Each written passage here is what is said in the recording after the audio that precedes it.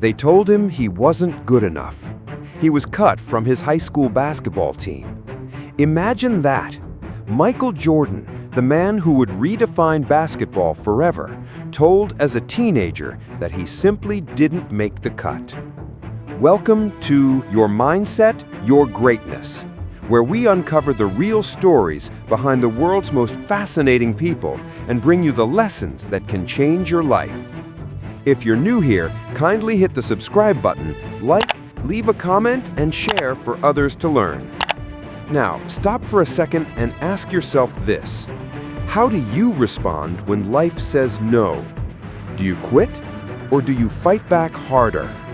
Because that moment of rejection, the sting of being told, "You're not enough," became the fire that forged the greatest basketball player the world has ever seen.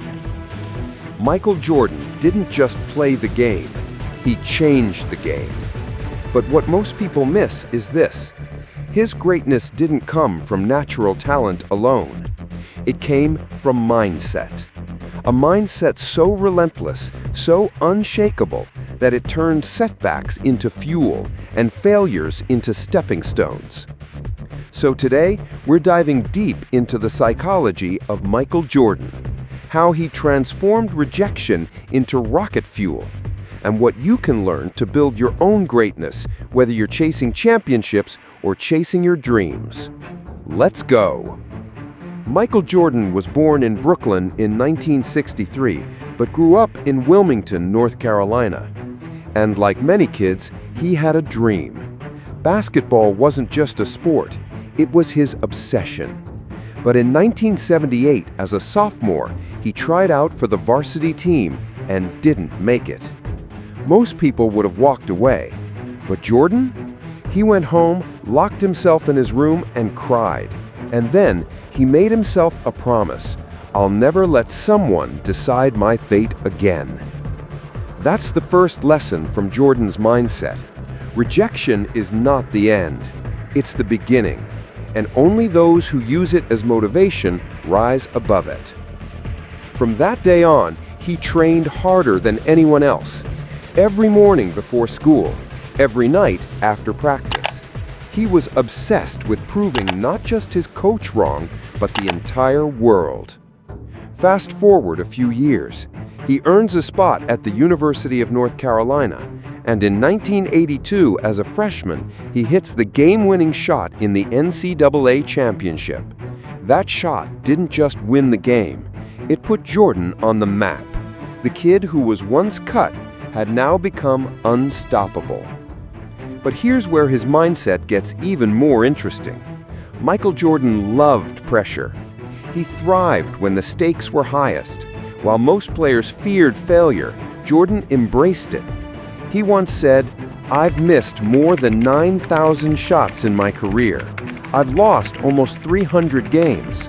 I've sailed over and over and over again in my life, and that is why I succeed." Think about that. He wasn't great because he never failed. He was great because failure didn't scare him. He used it as practice, as preparation, as fuel. And that's something you and I can apply to our own lives. Your failures don't define you. Your response does. In 1984, he entered the NBA as the third overall pick, drafted by the Chicago Bulls. And from the very beginning, his work ethic was legendary. Teammates said he would outwork everyone. If practice started at 10 a.m., Jordan was in the gym by 7. If everyone left after practice, Jordan stayed. He was obsessed with finding the edge, the little 1% that would separate him from the rest. That's the second lesson. Talent gets you noticed. Mindset makes you unstoppable. But Jordan's story isn't just about basketball. It's about refusing to let circumstances control your destiny. Remember, this is the same man who faced injuries, criticism, and even personal tragedy. His father was murdered in 1993. For most people, that would have ended everything. But Jordan stepped away, grieved, and came back stronger than ever, leading the Bulls to another 3 championships. And that brings us to his killer instinct, what people call the Jordan effect. When others got nervous, Jordan got focused. When others saw pressure, Jordan saw opportunity. He believed pressure was a privilege, because if you feel pressure, it means you're in the arena.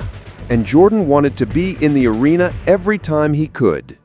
That's why he's not just remembered as a basketball player, but as the basketball player. 6 championships, 5 MVPs, countless iconic moments, and a legacy so big that even today, kids who never saw him play wear his shoes, copy his moves, and study his mindset. And here's the final truth Jordan leaves us with. Greatness is not given. It's taken. It's fought for. It's earned through blood, sweat, failure, and an unshakable belief that you will not quit, no matter how many times life cuts you from the team.